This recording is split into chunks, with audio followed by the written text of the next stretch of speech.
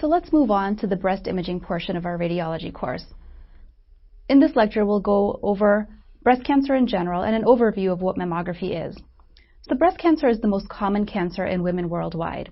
Early detection and treatment has been proven to save lives, and the only proven method for breast cancer detection is mammography. So mammography is a type of radiograph of the breasts. It involves 2 views of each breast to ensure that all of the breast tissue is included.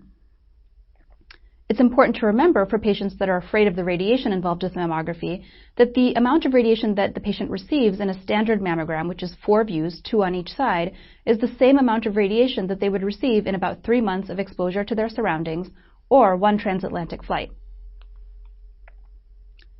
Compression is always performed when doing mammography. Compression of the breast tissue is necessary in order to spread out the tissues and visualize any abnormalities that may be hidden within them. The compression paddle is made of very firm plastic. The amount of compression is between about 12 and 18 kilograms of pressure, and it can be very uncomfortable, so it's important to remember that this is an essential part of the examination. So this is an example of a normal screening mammogram. We have 2 views on the right, and they're called the MLO and the CC view, and then we have 2 views on the left, which is called the MLO and the CC view. We'll go over some of the anatomy in just a minute.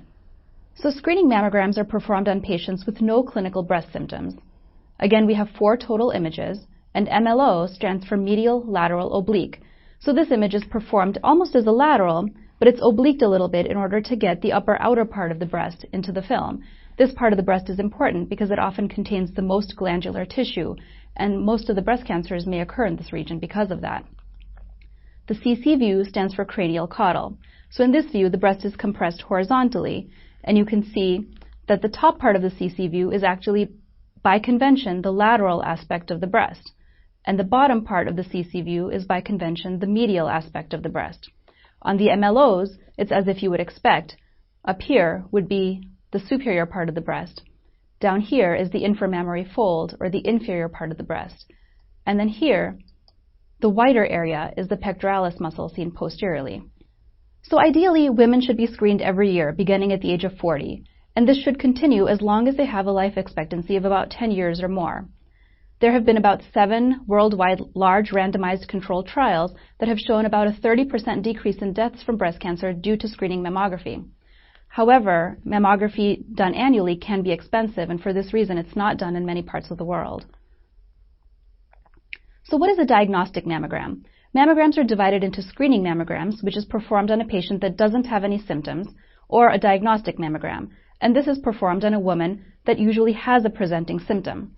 So either she has clinical evidence of breast disease, she's presenting with a palpable mass or other symptom, or she's coming back because we see an abnormality on a screening mammogram. So screening mammograms are usually read after the patient leaves. They're performed in bulk, and the radiologist looks at a whole bunch of them at the same time. So women who have an abnormality on a screening mammogram are usually gone by the time the mammogram is read. They then come back if there's an abnormality that's visualized. On a diagnostic mammogram, we perform additional tailored images that further evaluate the area of concern. So abnormalities that lead to a diagnostic study include a palpable mass, pain, nipple discharge, skin thickening, skin or nipple retraction, or again, any kind of abnormality seen on a screening mammogram. So these can all be signs of breast cancer. What is breast density? So the breast tissues are made up of fibroglandular tissue and fatty tissue. The density of the breast is based on the amount of fibroglandular tissue that's present, and on a mammogram, fibroglandular tissue appears white. So there are 4 major tissue densities: almost entirely fatty, scattered fibroglandular, which both represent non-dense breast tissue. Then there are 2 categories of dense breast tissue. One is heterogeneously dense, and then one is extremely dense. And so this ranges on the spectrum of very fatty all the way to very dense. Dense breast tissues actually decrease the sensitivity of mammography, and they're thought to have at least a slightly increased risk of developing breast cancer. We don't know exactly how high that risk is, and there's research that's currently being done on that to see how high that risk is. So this is an example of a patient with almost entirely fatty breast tissues. So you can see that the fat here is the area that's black or dark gray. and that encompasses a majority of the breast. The fibroglandular tissue are the white areas. So there's very little fibroglandular tissue in this patient. This is an example of scattered fibroglandular tissue, and you can see that there's more white now that's interspersed within the fatty areas. This is an example of a heterogeneously dense breast, and there's a lot more white now than there is dark. So you can see that there's much more fibroglandular tissue in this patient. And then lastly, this is an example of extremely dense breast tissue. So this patient has very white breasts as seen on a mammogram, and this can actually hide cancers because cancers can also appear white. So this is why the sensitivity of a patient with extremely dense breast tissue is decreased on mammography. So what kind of tissue pattern is this?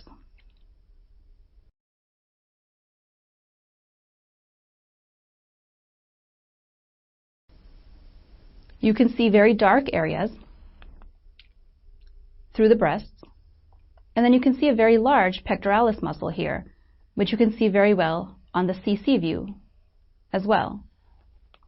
So this is actually a male tissue pattern. They usually present with large pectoralis muscles and minimal fibroglandular tissue. Tomosynthesis is 3D mammography. It's now used in addition to standard or 2D mammography, and it's shown to increase the sensitivity of mammography, especially in women with dense breast tissues. It's a very expensive upgrade to a standard mammography machine, and worldwide this is now slowly coming more into use. So let's review some BI-RADS categories.